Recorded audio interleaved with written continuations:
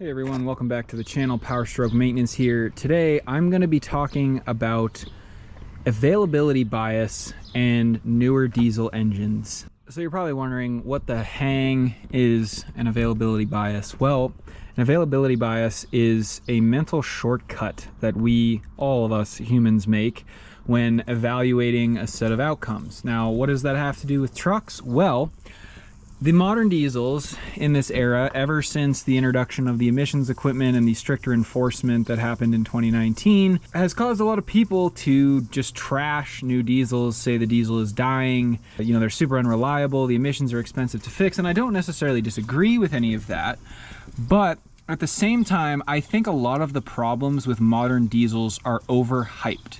And what I mean by that is, that's the mental shortcut, because all we're shown online, in news, on forums, whatever, is the trucks that break down. That's what we see. And it's actually a very interesting topic that was brought up by Ford Boss Me on Power Stroke Tech Talks live stream, where he said, everyone is kind of freaking out about how many problems these engines have, but the mechanics, they're only seeing the trucks that have problems.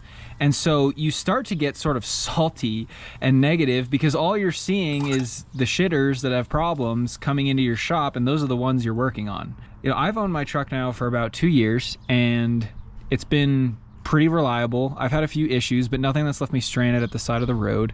And, for me, I would definitely buy the truck again, but I don't really have, or I haven't seen the depth of problems and issues that are talked about with a lot of these trucks on a lot of the forums, where people are just saying it's not even worth it anymore, or you should get a gas, it's too expensive. I mean, I agree it is more expensive than gas, and if I had a fleet truck with a bunch of my guys driving it and I didn't know how they were going to treat my truck, I would probably get a gasser.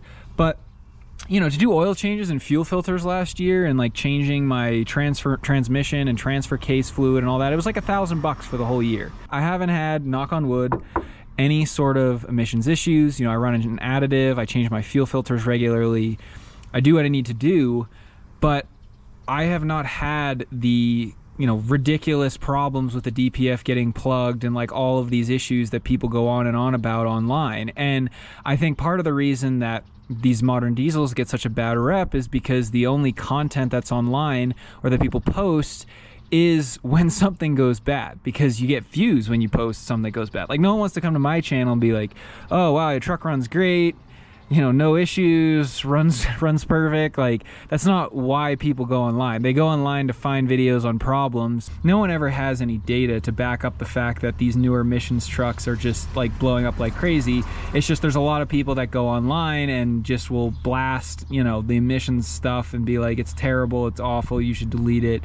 And so, I mean, if there's information and data out there to support the fact that these newer trucks are failing at way higher rates, then I would love to see that. I think I'm making this video more just to kind of get a conversation going on the fact that if you do maintain these modern trucks, they will give you quite a bit in terms of reliability and power, performance, and help you run your business. I just haven't had those the incredible crazy issues that people have talked about. So perhaps that's to come, and I have a whole lot of fun headed my way. I definitely am not discounting the fact that a lot of these trucks are not reliable. I was talking to my brother the other day, and he's a mechanic, and he works on a lot of vintage cars, and cars from the 50s to the 80s that are carbureted. There's very few failure points, a lot less than on a truck like mine, which has all of the sensors and all the emissions components, and there's a lot that can go wrong. And so I definitely think that it would be stupid to be like, oh, all of these trucks are super reliable and they're inexpensive to fix. They're not. They're expensive. They have a lot of sensors, and there's a lot of failure points on these trucks. But I think you're kind of exchanging having a lot of failure points for having something that runs pretty well most of the time and also makes a lot more power than a truck did 20 years ago, right? A 7.3 does not make the same power as a 6.7. But I feel like a lot of the discussions and the complaining that goes on around the 6.7 Power Stroke or the new 6.7 Cummins or the new Duramaxes with the emissions components, a lot of that is just because the people who have the problems are the ones that are the loudest, right? Those are the people that go on forums and throw fits and, you know, talk shit about the brand and whatever. The people that are out there actually running the truck every day, and those guys that are like towing campers millions of miles every day, they're not in forums